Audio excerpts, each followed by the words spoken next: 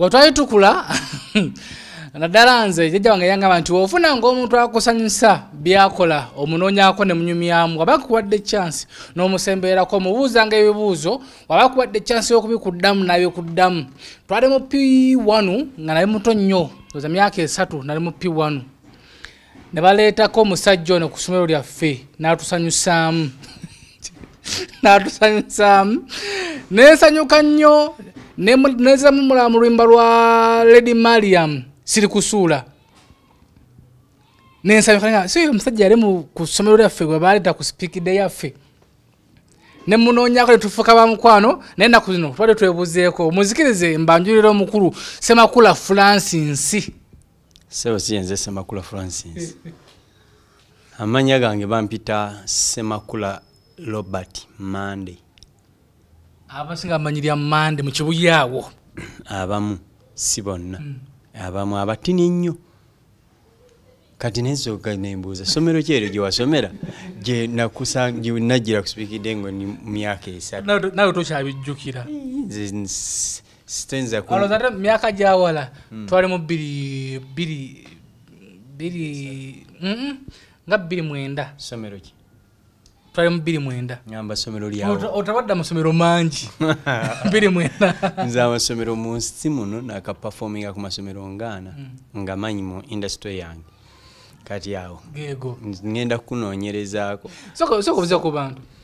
ab'emikwano aba follower mikwano gya SB4 mikwano gyange mbalamusizzaako yenzo mutaka Shaik Manala made in Uganda oba osobodde okunoonyaako nange ku channel yange eri Shaik Manala made in UG gye nteeka ebyange enganzi edda we twakoleranga nga waliwo intro z'okola mutaka Ssemakula nanyine kibira eddoboozi eryo waliwo muganda wange omu comedian munange yalitwala n'alikozesa kati atenze bwe nsigala nga ndikozesa banaga abamu bajja tuza yasoose owulira ye abalowooza nze nkoppi tujjukize mujasi kujjukiza twalivaako tulina radio koliwulira eddoboozi eryo nawuliranga gwe kati wawuliranga nze ne kakati bw'ogenda ku Galaxy waliyo omukulu bamuyita Ritojo alikozesa era lyeddoboozi lye erikola intro ye era abantu bwe bamumanyidde ffe twajja mu industry eno tuli bakadde nnyo ate nga gwe bw'oyagadde okumpayiriza nga nze najja ndi mwana muto okutandika ebintu bino naye obwongo bwali bunneesera era nakola bingi bayizawo nze ntandika okwegomba ebintu bino nga nkyali mwana nga ndaba oluyimba lwa Katolo Bwama Dimitiriya ng'agenda atimba ebipanda akapale n'entandika nzo empale entono ezo kuba nali katoneera nga sizirina kati nga kyenkola nfuna bistokisi nenyingizaamu empale kati era akayimba kogambye siri kusuula ako aka Red Mariam twakakola 26 video yako 26 awo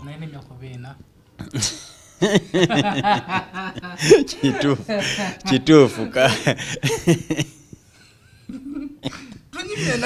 kakati akayimba ako twakakola ne Jajja Bruce Bruce Jajja Bruce mwali mulaba nga azina n'omuwala nze nazina bintu byange mbikola ndi solo emirundi egisinga so kayimba ako ye video yange yasooka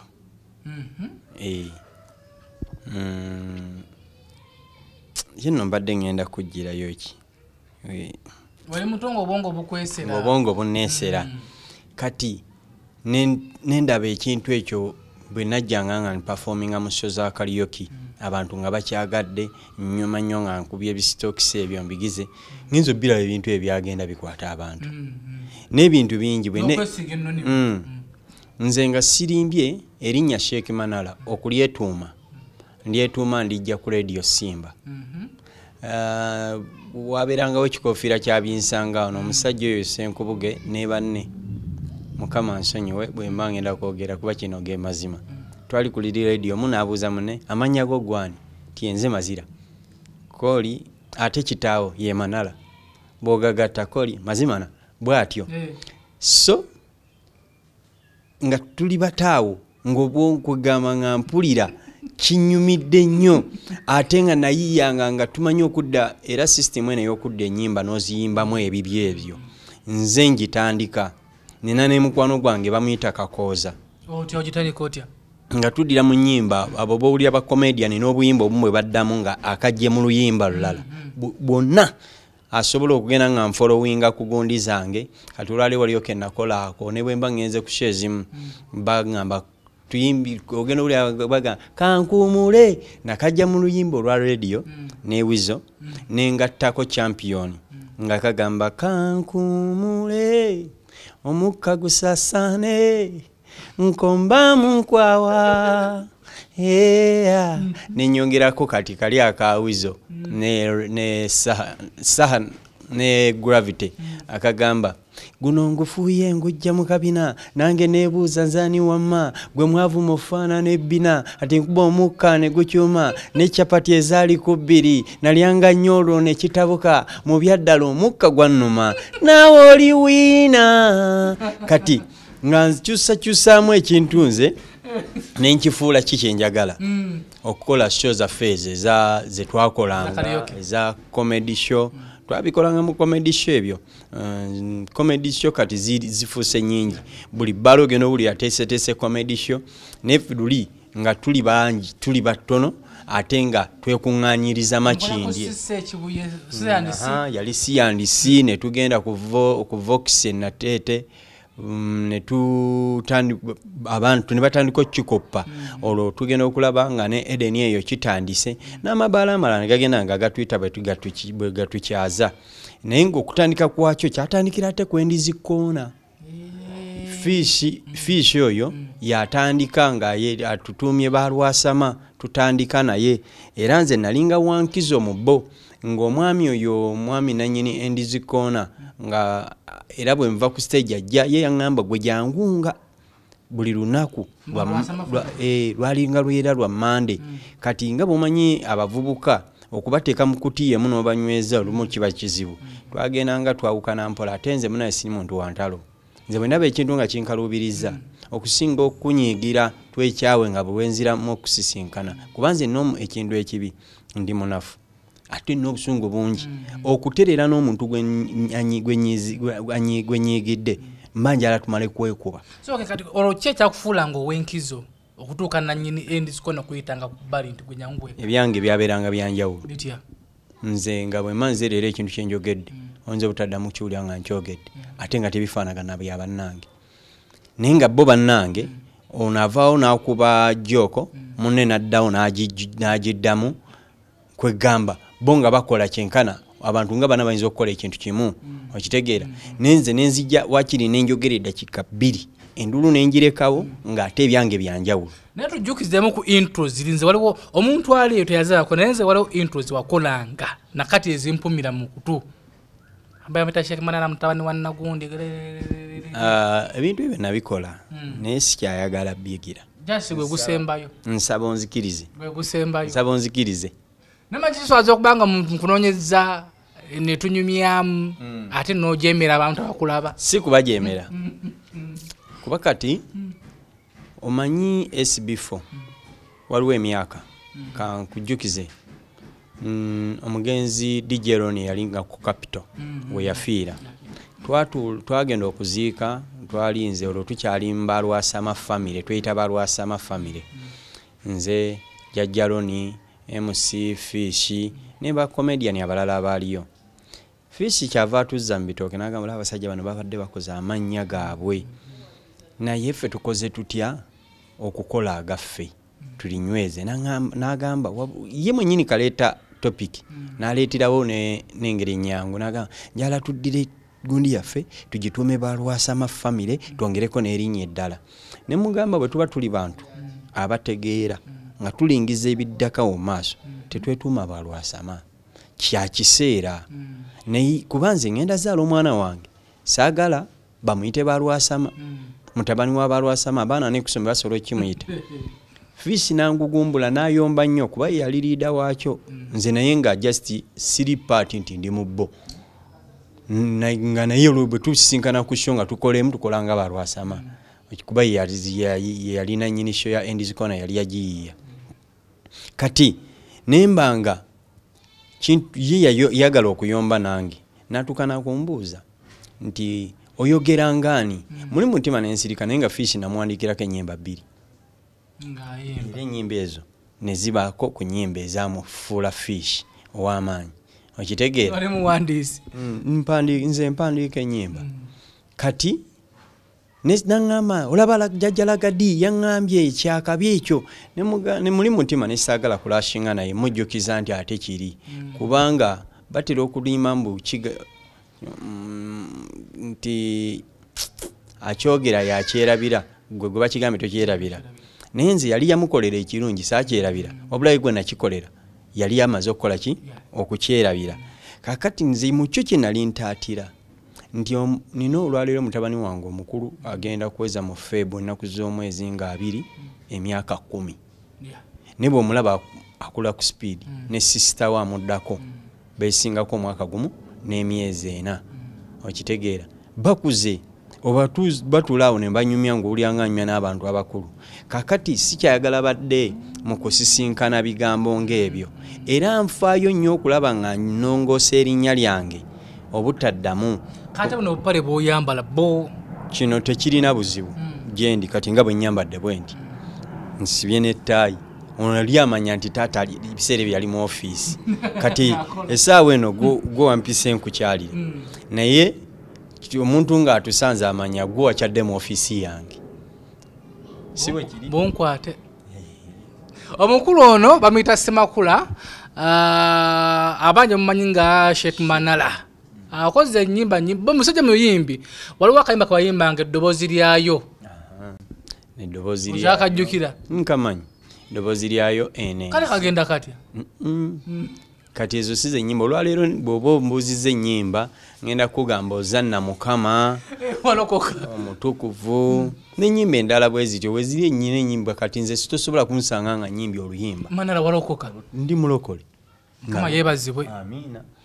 waliwo asookerako ddala okuyimba limba lwe nasookerako ddala okuyimba Eddie Kenzo yalubaakinga si beesigwa kati eno ensi olwo mbuukira ekigaali kya Master Blaster kuba ate bo bagenda okukola Master Blaster agenda okukola oluyimba luli embooko olwo buli comedian kyova olaba bwe yamala oddugira nga lukutte buli muntu yagamba nga lwali lwaffe naye nga nzizeeko ku side eno oluyimba olwo lwali lwa Master Blaster n'eriitojjo nga beeyita ba Crazy MC nga yeringa anthem yaabwe batwala ku stage era nga bw'olanga ba Crazy MC kye bajja bayimba embooko kati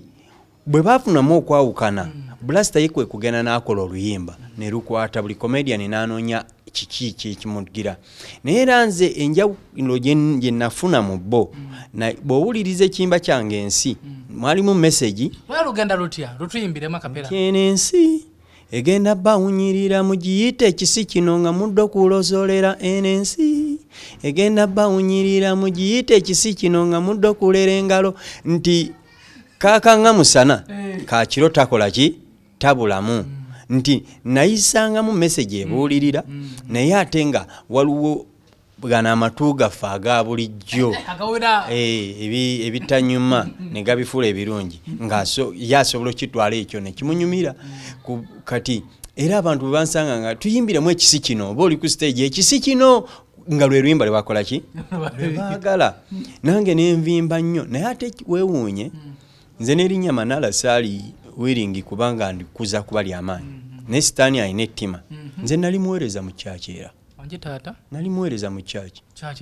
eyo eri awo olaba abokkirira ku muzikiti gw'oku Mubaraka n'okkirira wansi eyo bagiyita Lord's Peace omusumba bamuyita RPG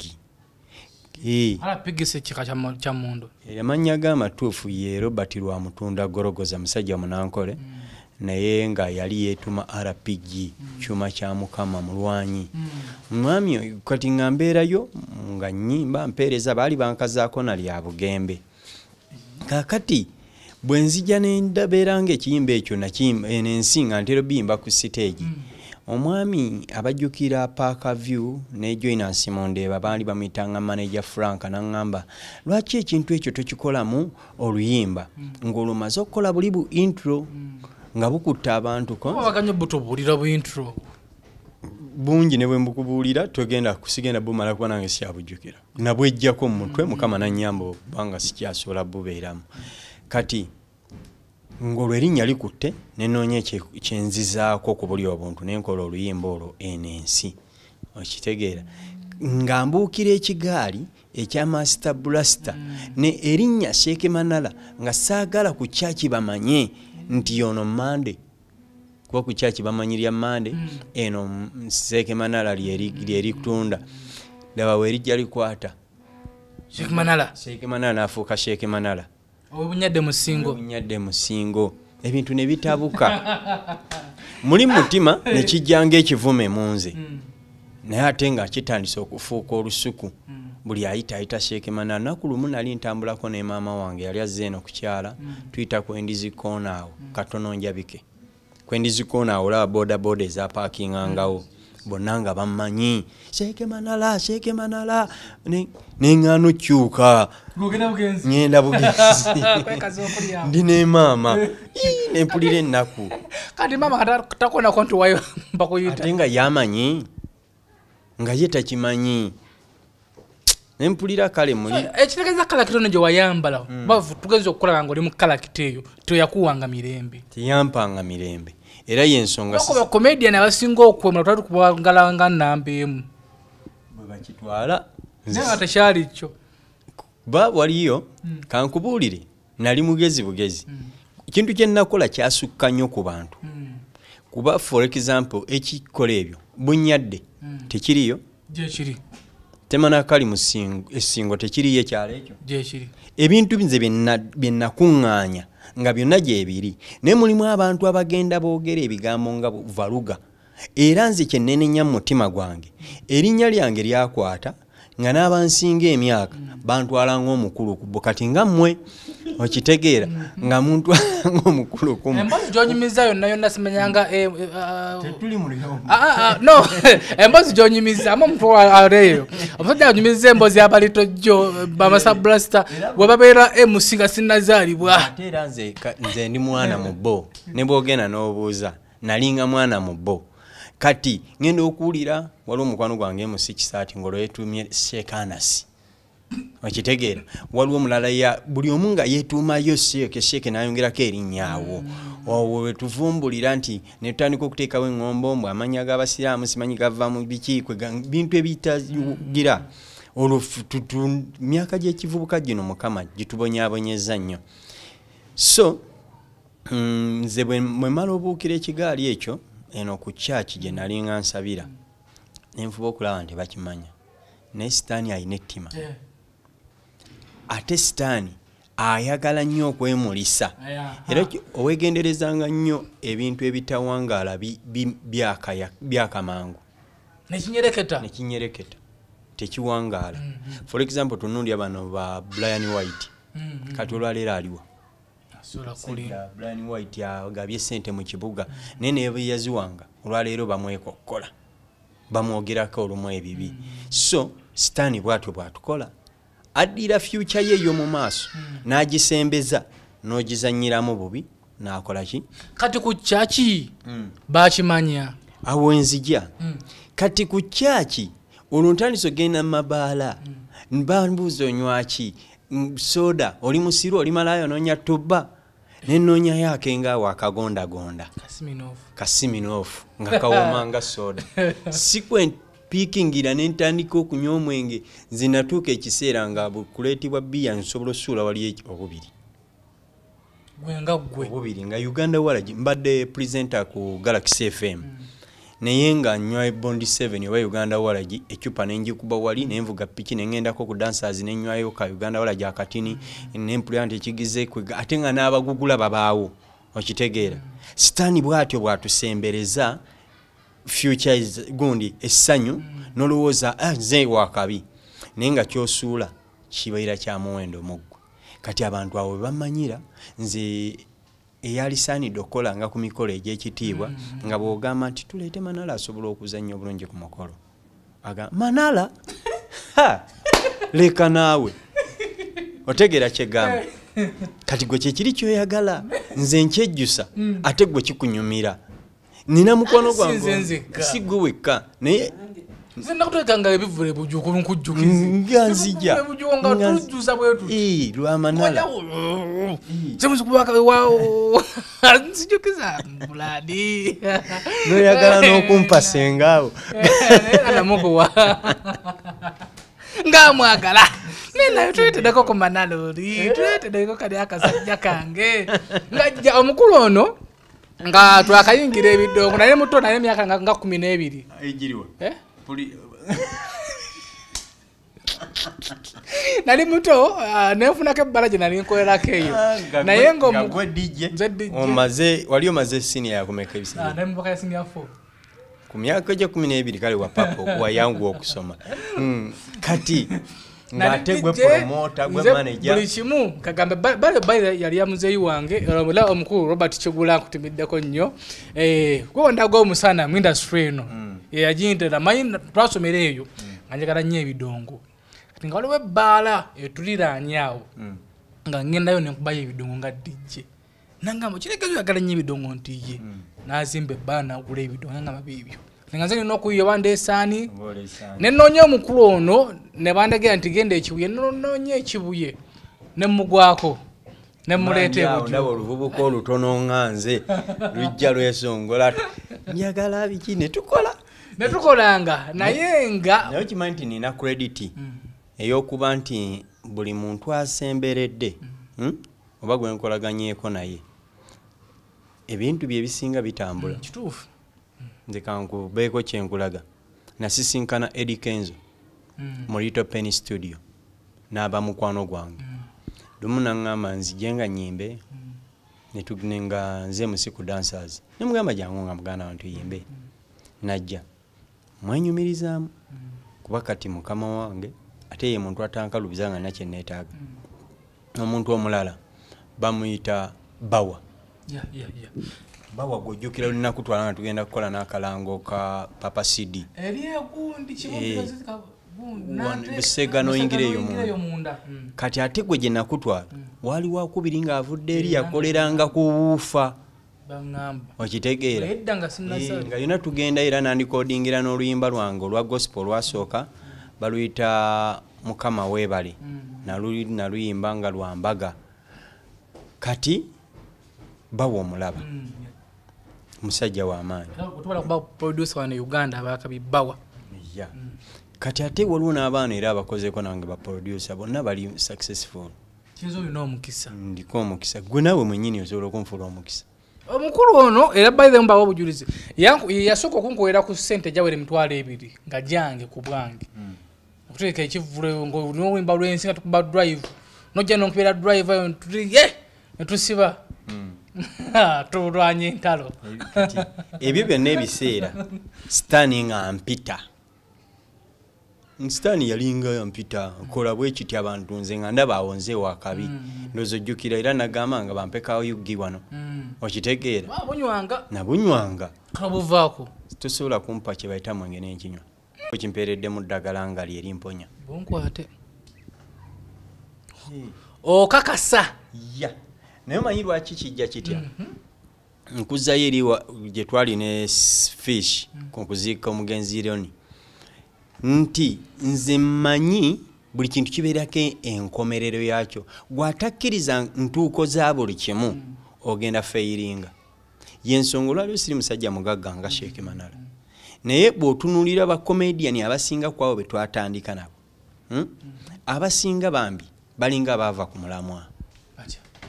nti bo tebaateekateeka bwongo bwabwe mindset zaabwe zaali zirowooza ekyo ekiseera kitumala nga baani abo sinsobola kumentioninga amannya gaaba naye nga gye bali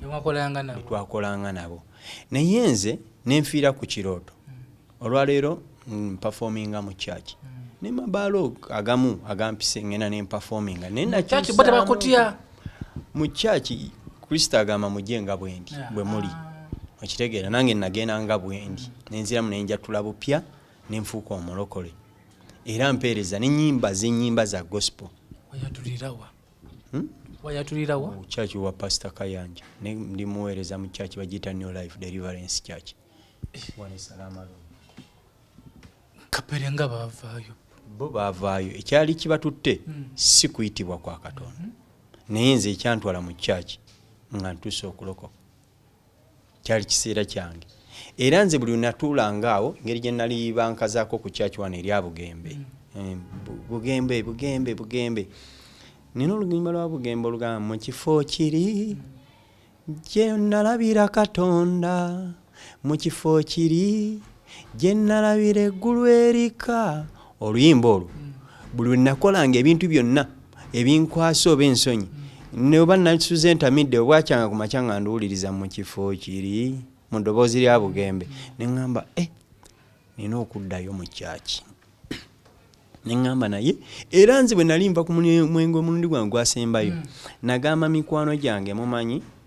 mumpeemu weekses nywe omwenge gwange ogusembayo ko boosi aolimba ne wiiki eyasooka ne tufiirwa gundi nengunywa kati bwe saggwako saddamu kati ebyembi bambi mukwano gwange omu naafa bamuyitanga gundi Kireva era berinnya berinva mutwe bannange bana si kireva je bayizo waliwo kireva maani naye yafa ne waliwo mukwano gwaffe gwe twazanyanga naye comedy ng'abamu bamuyitanga Kayibanda abalala linnya banaye Mukama nsonyiwa nzijukize kati yankubiranga essimu oluusi nga nkyavuga akapiki kange naŋŋamba Manala ndi mulwadde jangu naye ng'omanyi ekimutta yanywanga nnyo obuwalagi ng'ate munywa sigala ng'omusanga mu nnyumba ng'agatambula gaaganye talya anywa ne muddusa nga mu ddwaliro Kazooba bamuyitanga Kazooba MC Kazooba ne mutwala nga mu ddwaliro ngenda otunuulira embeera ya Kazooba ne ŋŋamba olwo n'omukyala wange yali yanobamu nga nze omwenge nange kyafu wesigunywedde seebaka ne ŋŋamba kitegeeza nange banga buli neetoolola nsobola obeera ng'ono omuntu yenna tasobola kwebuulirira tasobola kukyusa bulamu bwe kati abantu abasinga bandabanga bwe bandaba naye nze ni musajja avunaanyizibwa era nina abaana bange aba Alani Ssemakula, Aleni Ssemakula, Aroni Ssemakula, Ariana Ssemakula. Abawala babiri n'abalenzi babiri. Be baana bange. Kati ntya nnyo okukola ekintu kye bayinza olwaleero kati tolaba nti Manala agenza gwa mbantu. Naye nga weddemu mwali nze siva ku bayizawe mu Uganda n'aliba omu ku abo abasinga okubeera ku YouTube ne views nyingi ate nga kyenkana buli week wabaayo ekigendayo. Kati abantu abasinga ekyo kyebeerabira nina okwesokolayo mpola mpola nengo solo kikola nkisobola kuba nkikoze wale wasamu yiga mbuza wataba muka video tuzo kutakala anti kati tokiraba nti gundi ekyuseemuuko abaali bansuubiranga eri mubiri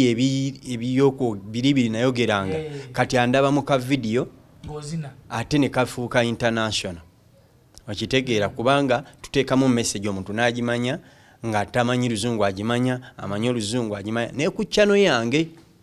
naye ate era naawo nseetinga okuvaawo kuba njagala fokasinga nnyo obulamu bwange obusigadde n'abaana bange nga tutunuulidde kyaki ogenda zimba kyaki sinze kuzimba okuba omuweereza mu kyaki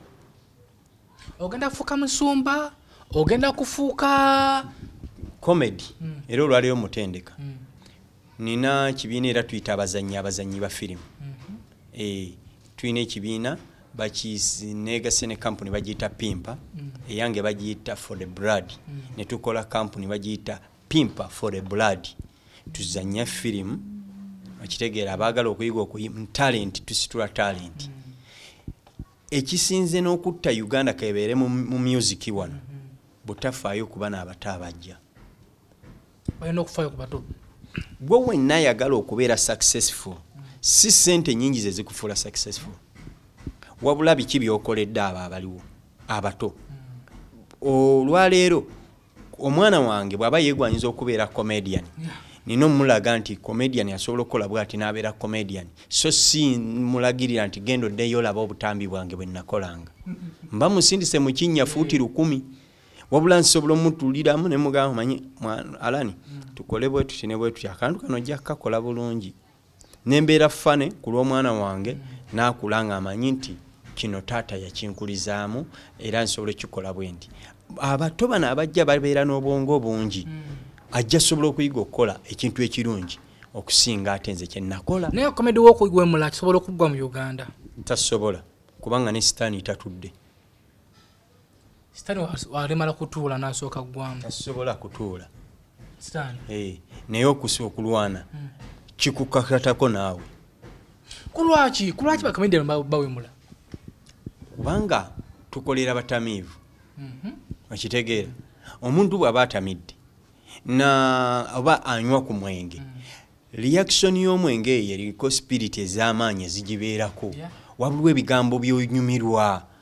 okuwulira bwe kuba akafaananyi okutte ne munno wano okitegeera okutte ne munno wano oli n'aleeta oluyimba tumutendereze ye yesu owulira nga akubowa kuba ewakaleseeyo famire abaana nga bakaaba oyina ekyana kyotadde wano kyo kikuyita bebi okitegeera otumizza omwenge gwonna ovudde ne mutamira omwenge otandise okutamira ekyana kino ojja kunoonya ennyimba ezikusanyusa era ogenda okuwulira nga bwe bayimba ennyimba ezibuulirira ogw'omu bagamba aveeyo batandika jompeeko nange n'osanyuka nogamba oyo nno be basajja b'osanga ku stage ng'asuula ssente olw'ensonga waliwo kye bawogedde kimulamwa gwaliko okitegeera naye waliwo akayimba kenjuke kwasuusa kakeddiini oba kaleka babiri nabukyusanga saazanyiranga mu nnyimba za gospel era nze ennyimba ze nakyusanga nakyusa oluyimba olwa Mariamu Ndagire waluyitangani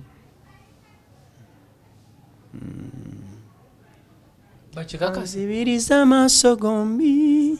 ebyo ng'ebiddako awo sebinyuma ne waliwo ne luno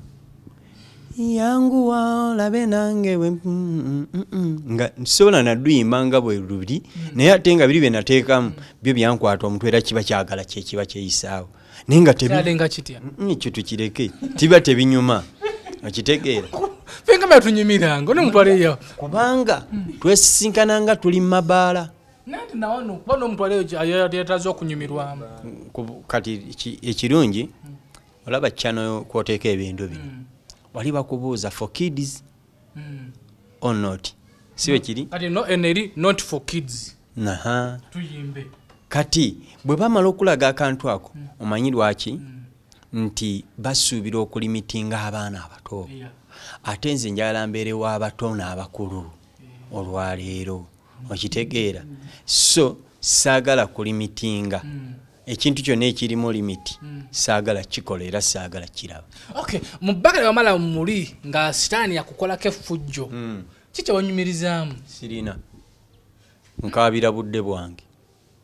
Ssemakula okuva nga sinnazaalibwa paka nga mpezezza ekirevu tolina ke wanyumirizaamu sirina kyennenyumirizaamu kyekyo Katonda kiyamba nti yali yantonda okuba omwagalwa w'abantu nze nkugambye sitaani alingiza mu future yo nasembeza kiri mu ngeri olaba nti ekibatu kino wano kiraga kala ndala najja kivuunika noyakira ku bbulaaka okitegeera naye ng'eno wewali badde watuufu w'okwakira lwakuba walwawo situka naye bwe watandika okwaka tewazikira kakati n'akwakiza ku bbulaaka enkyagenda fuuka ekisiikirize kyotasobola nakukwatako bwe kityo bwe kyali sente okolanga ssente Manala nga bakufuwa ku stage almost kakadde kujja kusajja ow'ettaano ow'omutwalo ow'ettaano waziteekanga teziyalina era makulu nazirya nazinywa buli kimu nakikola naye kirungi nkunyonyodde ni musajja mufumbo mbaddewo ne famire yange nti ebyo Mukama atuwa obudde kankubulire ne bwe baba kati bannabyabufuzi bano bendaba abafuusa ensolo oba omuntu yenna afuusa ensolo mukama muwa obudde okwenenya naawe mwennyini SB4 mukama akulindiridde yatule. Okay, naye era buli kibi kibaako n'ekirungi ebbanga lamaze sitaani ng'akucunya tojjukako olunaku lumu n'ogamba nti kale yampesizaawo oba ye yampisa mu mbeera eyo. Teruliyo. Kankubuulira lwaki nti nkugerezaako ne nkulaga kati kambeeko kyenkubulira gwe kyotamanyi. Olaba waliwo essomero limu lya muntu wange mutabani wange gye yatandikira okusoma nassale. Ngenda okutuuka ku ssomero nga bamuyita gwe Manala gwe Shaik Manala mutabani wo ng'asomera bwereere. Kwali kuwummula ne mmugjayo ewaka nga bwombuuza gwani nze Shaik Manala omwana olwo ali myaka ng'egi 4 ku 5 kye nakola ne mukyusa essomero. Lwaki omukyusa? Kubanga bwe nali mutwala ku ssomero yadde erya muntu wange batica nabagamba amannya ge okitegeera so gano agange ge neetuuma ge neevuma si ge galina okubaaga ge. Olaba ekibi bwe kyali kigenda olondoola n'omwana kyogamba wakyuka essomero n'amanya ne gakyuka namukyusa era abaana bange ati abatwala ku ssomero alina kubeera nnyaabwe kuba ye tebamumanyi tebagenda muyita nti ani naye gwe wobatwalirayo bwoti kiri kyekijja okugira. No kati nga bwe nkugambye nina projekiti zenze ntandika era bwonsanga eyo ku bantu abagenzi bantegeera owulira bampita olumu taata Alani kyebaliza mugama nga olutambi lukyuka olutambi lugenda lukyuka abalala bampita director abamu bampita Ssemakula abalala Mr. Robert okitegeera olutambi lukyuka nejjayo eri yensonga mu bantu covid ono ate kibadde kirungi nnyo mu biseera bino bya covid abantu abasinga batwerabidde temukyali nnyo mu mabaala kaakati yadde erinnya eryo Shaik Manala likyaliwera lyentambulirako kubanga ekovu teri kovu litaleka mukulu era bw'olisanga olyo nolaba neggongolo lireka obugulu bwewetegeeza omanya nti kireka ggongolo okitegeera naye ekovu lireka omukulu weriyise erinnya eryo ne mukyaki nnyumirwa nnyo balimpite Manala. Abavubuka abaawa bakulu wange baddemu bangoberere bakyuke bawulire Manala abuliddewa balwasama family bo baleseewa oyingidde church bo baleseewa lwaki tobaleeta mu church njagala nnyo naye tebakkiriza oba ekigambo kyo tekibamatiza tebannanzikiriza omanyi mukama kambeeko ekyawandiikibwa kyenkulaga omusajja gwe bayita Samusoni Samusoni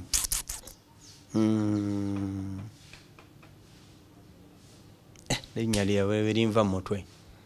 waliwo omusajja yayiganyanga ennyo ababuulizi b'enjiri kati y'omu oluvannyuma nga omu ku babuulizi b'enjiri gwe yatulugunya ennyo amusse anoonya ne baana bye yaleka ajja asisinkana ekibiina kyabwe eddoboozi ne lijja lyava mu ndogoyi gye yaliko owaayi olwaki onjigganya endogoyi erugera n'akyekanga naye y'obula obusiru n'atamanya eddoboozi no livaawa okitegeera kati nze ninga yona ye yasigala alwanagana ne bano mukama n'amukuba obuzibe bw'amaaso Sawulo bamuyita Sawulo mukama bw'amukuba obuzibe bw'amaaso n'alumizibwa nnyo kati bwe mukulumizibwa n'amugamba omuntu agenda okukusabira okuwona agenda kuva mu nsi eyegundi n'amulindirira okujja paka lwe yatuuka waali n'amusabira n'azibuka naye neyegatta ku babuulizi b'enjiri naye ne batandika omumuyiganga ki bwe yayigganga abalala naye kati nze enjawulo gye nnina nti ninga Yona mukama bwe yamutuma okubuulira enjiri ye n'akyusa olugendo lwe n'ayagala agende walala gye batamutuma abaali mu lyato ku kyato kwe baali batambulira ennyanja n'efuukuuka ye nga yeekwese na wansi w'eryato amanyi togedda baagazimbanga zino emmeri zoolaba baazikoppa ku byedda ng'ali wansi w'eryato yeebase otulo tungi bana basena amazzi agenda n'agamba kana akaana kakola kyeno kaali kaana kato gy'emyaka egyo gye tujobadde ombalira nti nagikolamu nki nze ndaba nagifiirwa okitegeera nagenda mu lyato nenkyusa olugendo lwa Katonda singa natandikira okubuulira enjiri singa ndi w'amaanyi nnyo okitegeera kati yona bwe bamugjayo mu gundi ne bamugamba abantu bafa tuse n'amazzi g'olye n'oweebasetulo nga yetabirinako abagagga bakwatanga eby'obugagga byabwe basigaze obulamu ne babisuula mu nnyanja paka yona bwe yabagamba mumanyi bwe mwagala okuwona obuzibu buva ku nzi munsuule mu nnyanja ne bagamba ono abadde atyo nti munsuule mu nnyanja ne bamukwata ne bamusuula mu nnyanja nga bakamusuulayo ekyennyanja ne kimumira ennyanja n'etereera ennyanja bw'etereera mu lubuto lw'ekyennyanja n'akola essaala n'agamba Mukama bw'omponya ekyennyanja kino ngenda genda mbuulira enjiri ekyennyanja kyamusesema ku mwalo gweyo gye baali bamusindika era n'agenda atandika okubuulira enjiri kati bwe mmanga mikwano gyange bafudde nga ndaba kazoba twatambulanga aba natuuka okumujjanjaba ng'omusaayi gumuva mu matu ne mu nnyindo lwasigala na mwenge ne bannanga abangi jjukira omugenzi Jime okitegeera bangi batuleseewo nenze nkyalina obulamu mu lubuto lw'ekyennyanja nvaayo okitegeera kati awo ngenda mu maaso awo nve eno bwe gyosubira emirembe si gye giri tewaliyo mirembe kati fe abagizi abajjukira ku buyimba buli bwe twetaga obutuyimbireko tetukyalina chance ndala yo naye ekyobusiru osobola ekimanya nti kyabusiru ekibino omanya nti kibi kyenakola nga kyali kirungi ku kaseera ako kyali kirungi nebyali birungi ogambye walina emyaka emeka naye nebyala 14 olinayo muto wali wansi emyaka egyo oba omwana gwosobola okukateera nente enkadde gwosobola okukateerako n'omugamba uliza akantu ka Sheik Manala emyaka egyo kaali kakabi kati gwe kikwadde omukisa gwosobola naye nze kabwogera waliwo omukwano gwange omu wa library yengamba nga tokyabuleeta ne mugamba ne bwolina nkusaba deleting akyabulina ngenda kujja bumpeeko yasenguka n'okusenguka ne mugamba bujja kubonyabonya paka lwolibugira asenguka nnyumba ku nnyumba nkafuna nakataka ku musimu bajibba bajja jibba bayizawe gwe oba oyagala essimu yo tokateeka mu ssimu nabukolimira nga bwali bulungi obuyimba bukaba bwayimbanga eddoboozi lyayo yesombodde ebiri ewala tebwali bulungi n'akamu kikwewuunyisa Mukama naawulira essaala olaba eddoboozi lyayo eno ensi yekyaliyo ku YouTube simanyi ani yagiteekayo naye eddoboozi lyayo lwaliyo nayo ku YouTube ne munaye mandi awo nkeberakebera ku YouTube eddoboozi lyayo baalijjayo dda lwali luganda lutyakoze tubeere balambulukufu tutambulire ku mulamu okitegeera akubanga obuyimba nabikubanga ebiyimba ebyekisiru naye gyali myaka gyegyali emyaka naye kati nemyaka gyenimu ntegeera amaze ebbanga kinga okyuse ensi eri otandise ogivaamu nti ndokose nkyali yanga mbulokole kubanga naloyatula 27 mwezi gwali gwa 2017 mwezi ogw'omunaana ennaku z'omwezi zaali 3 myaka 3 kati myaka 3 kyanjalo kikyofunye mu bulamu bwo kati neeyagala ate ne bwema ntambula si enzooli gwe ataweebwa kitiibwa nga bwegambye era kati bakuwa ekitiibwa kati abantu bampa ku kitiibwa okujjako bali aba asigala n'omusanga nga ne luli kyannumanga bayizawe omuntu okuba nze ndi munabuddu tukuzibwa n'empisa oli musukka kkubo n'oleekaana Manala ng'omuntu omukulu tekimakinga sensi manjagalo gye nkimanyi nze nali etuma abantu balimanya Manala okitegeera tunyumye era bw'ojja bw'oti olabanga nange nkyuka n'obwetoowaze amazima omuntu ampita obulungi mukyukira ondaba nga nkuwadde ekitiibwa olaba bwe tukolayo press conference ne tulaba amawulire bonna nogamba erinnya olyeyambudde likusinza kinyamba nnyo nkyagala era Facebook yange omanyi amanya agaliko Ssemakula M Robert ne ku YouTube nkugambye teriko vulitaleka mukululo kati nti ku stand akyakuli mwakulwanisa tugoba Manala te ku YouTube kyakozesa yona bwe yamala manya gundi gwegambya Sawulo teyakyusa linnya yabuulira enjiri mu linnya lye nga Sawulo abantu b'ebizinga abantu b'ebibuga amatawuni gonna gye yagenda ng'akwata ababulizi b'enjiri ne batandika omuwulira nga naye mwennyini ebiseera ebyali byabalwanyi abasajja abafalisaayo n'abawandiisi b'ebiseera ebyo nga bamuyigga nga naye bwe yayigganga okuva ku Kristo ababuulizi b'enjiri naye ne bakiwulira nti kati gwe bayigga nti lwaki yafuuka mulokole era abuulira njiri. Ssemakula atekana amazina gozi nago mu myaka 3-5 mu maaso abaana banaagalabanga olaba comedy Mr. Bean amazina gange tegawemula tegawemula naye olaba kali gaali bangalimu omuntu kyajja munaagira naye olaba comedy Mr. Bean alina emyaka emeka mingi tazina ani Mr. Bean kati ndowooza zammwe nzirabye kati Mr. Bean alina buskits bwakola tumale wali emyaka gimatalinga nokyogambye omusajja alina kukoma ku myaka emeka katonda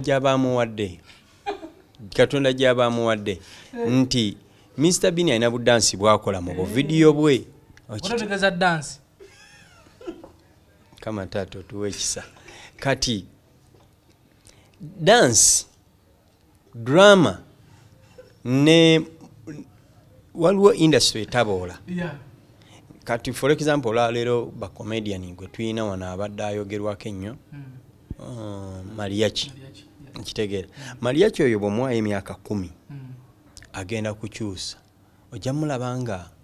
atandise okuyingirira olubu lw'aba Abe Mukiibi nti Abe Mukiibi ne bwajja wano ate kirungi musajja mukambwe okitegeera akutunulira bwawuti notandika tusanyusa okulaba muzeeyi si bwe kiri kaakati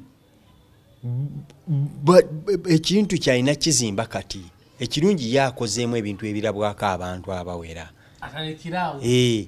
alina okuzimba legasi ye ey'emyaka 10 kati ayinza okuba nga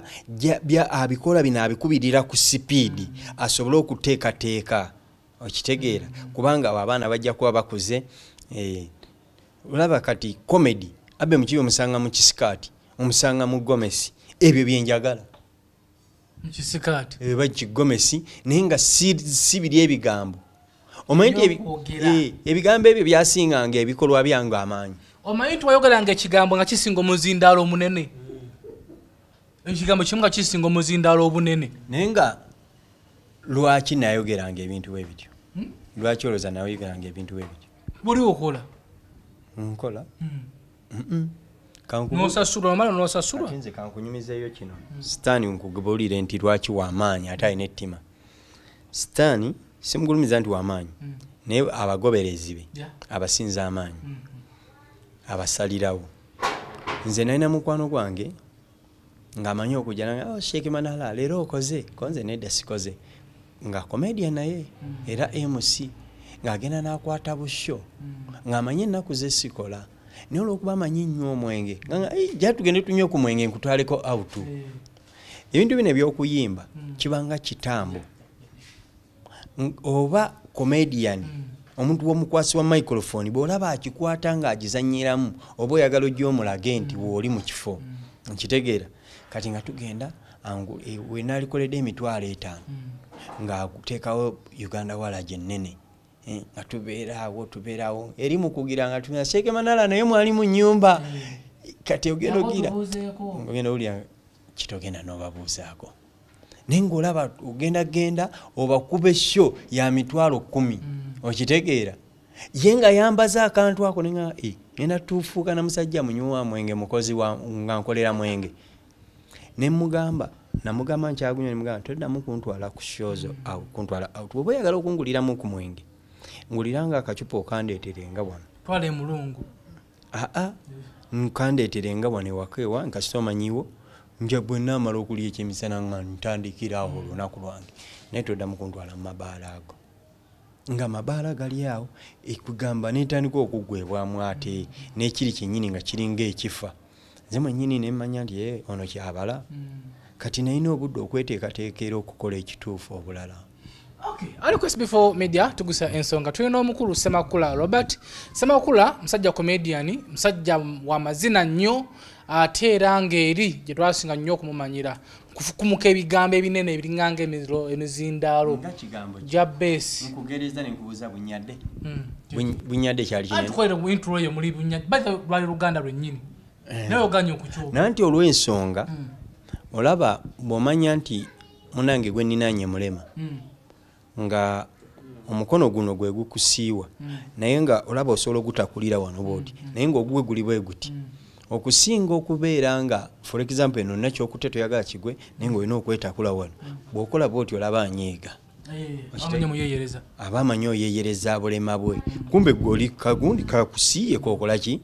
kogira bw'okirowoozaako nti kimunyiiza osaana n'okireka oba waakiri n'ofunayo engeri oba naweekuuta ku kisenge bwoti awasobola okukimanya nti olina kyokutte ate olina akakoyetaaga okwetakula. Kaakati ewali omulema tewamubeterwaki ngalo bwe mmanya nti ensi gye ndimu enyumirwa nnyo ebibi okusinga ebirungi ebibi tulina birwanyisa bijjawo so si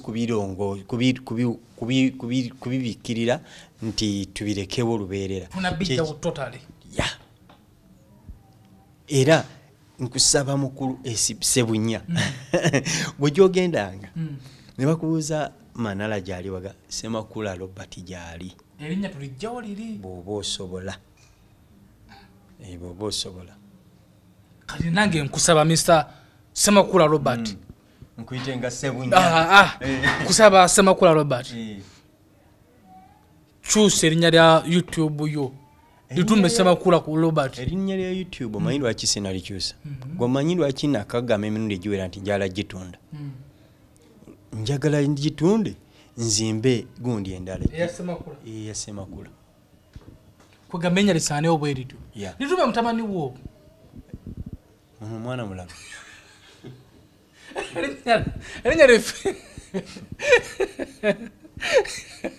erinnya okkiriza lifiiraawo erinnya eryakola ssente lyakuba boda ku boda wuyo mutukula simanyanga wa nabakutimba ekisabo ekiramba liryo litwala olimwadde erinnya ndikuwa siririnaako obuzibu nze waliwo n'abantu abakoze sho mu linnya eryo noza olinga yatimbye notuukawo n'olingiza ne bagamba gy'olye negundi nti linga bakulanze nti balala lunaku lumu waliwo ekintu ekyanumya omutima bambi omuntu osobola okubeera omwononefu naye ng'olina wookoma abasajja abo ba Mese Bontwe bakolanga mbala gaabwe ag'ekimansulo nga gakola ekimansulo waliwo 44 wano enamasuba waliwo endala yali eyo saidi ze bwayise kati nga bwe baba baleeta abawala abo abamansula mu kifo kyokikubawo nti tuleeta abagenda okulaga ebintu bwe biti nga bagamba tuleeta Manala gwali ebweru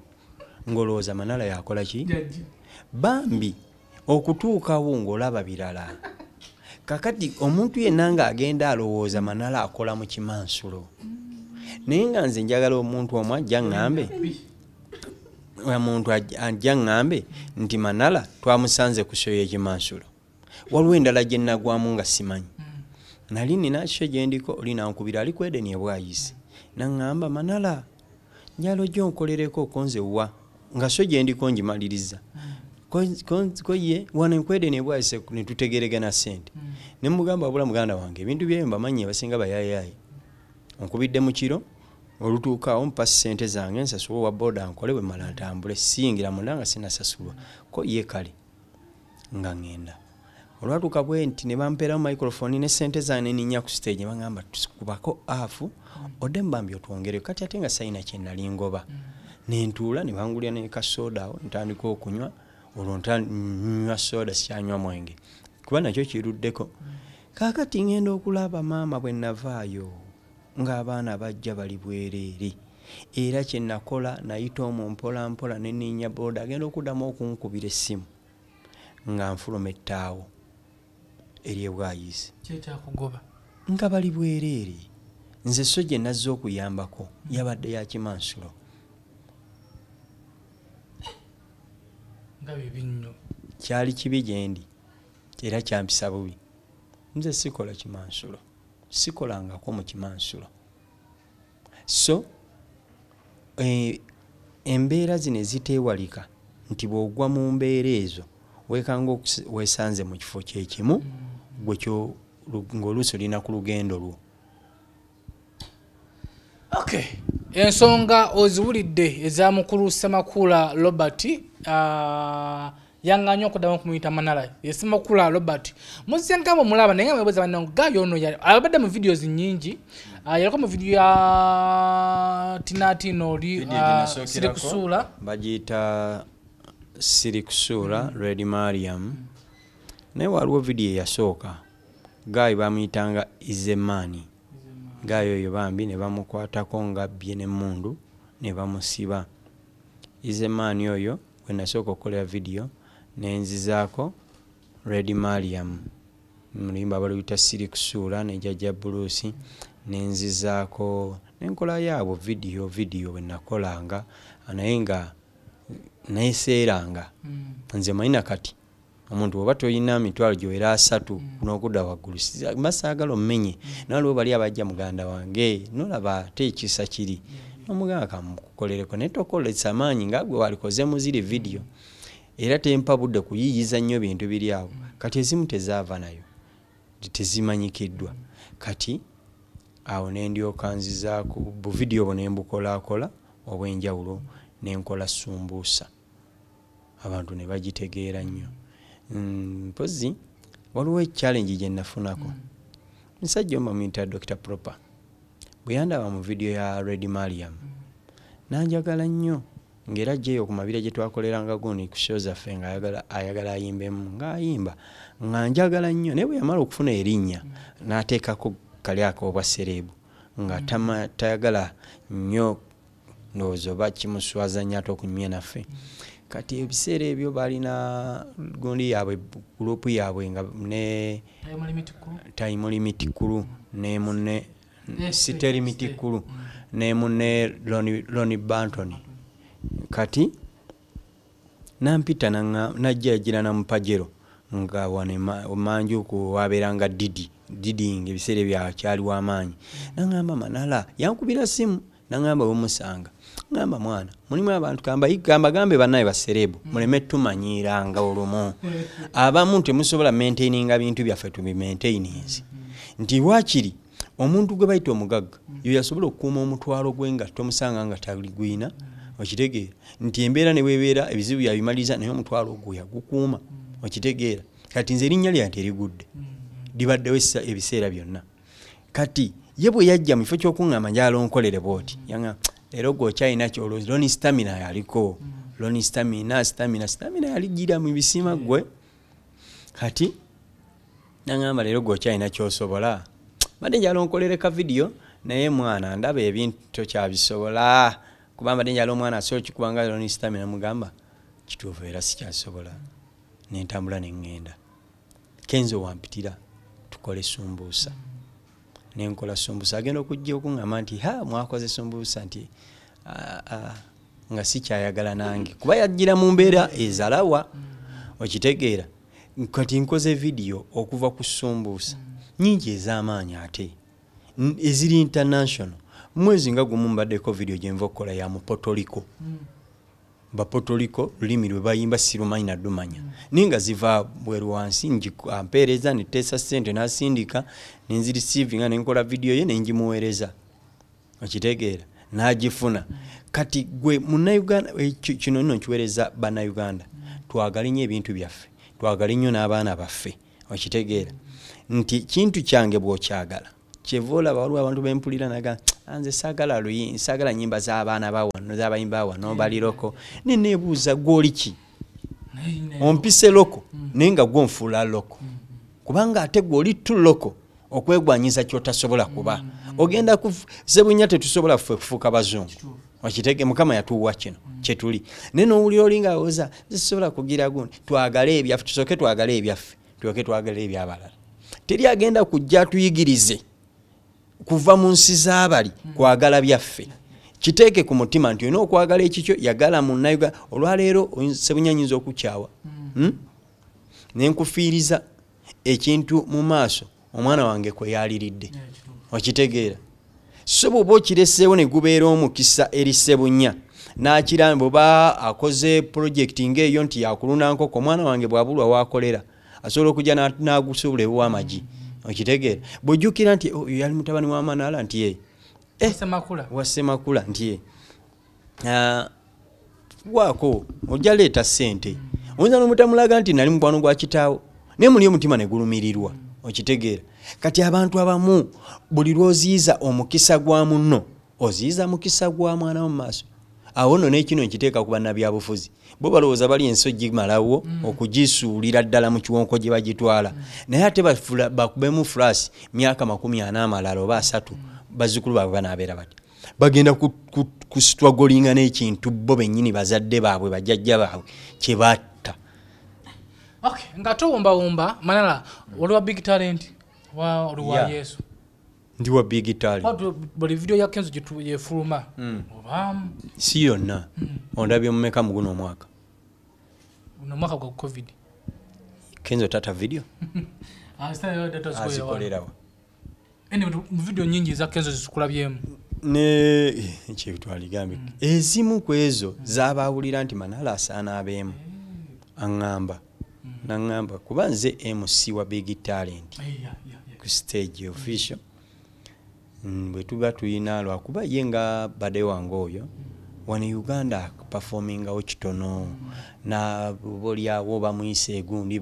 egundi n'atambula n'agenda kakati ffe wano bw'otaba mugezigezi n'olinda lwanaateekateeka kasho ka wano oba owedde tunova ennaku zino bambala enkofiira ya red gwe enkofiira gy'oyambadde yeefaananyirizako ziri eza red tugirabanga eri mu bbulu balimpadde n'egundi n'ekirabo ekyokuba nti nze nkuumye enkofiira zino kuba nze bwe tandika obalirire enkofiira zino tezinaweza myaka 3 Lady Maria mu video yali ya mwaka ki enkofiira ya red nagikola 26 kakati bo be bazze bajja ku kyange nze kino badde nakyo okuva edda nedda ebadde system yange nga bye bintu byange wagira kibiina juli kubyobufuzi tugenda kulonda nze mpagira endowooza mpagira Bobi Wine n'endowooza ze era na buli kyakola nja kigoberera.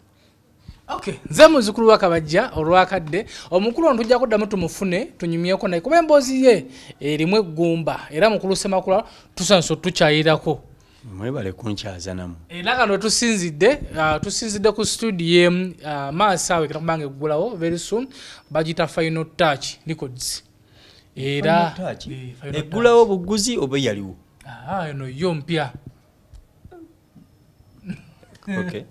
Final Touch era sawa yonna ejja kubanga eggulawo ba producer tukyasendiga ekintu ekyo kibeere taratibo. Nze muzukulu wa Kabajja omugeye Ssebunya oli ku SB4 MEDIA umalo akoze ku kamera nga bulijjo sharinga katambi kano likinga londamu ebyo bikugasa mu katambi kano ebitakugasa bireke bira bulungi weeraba.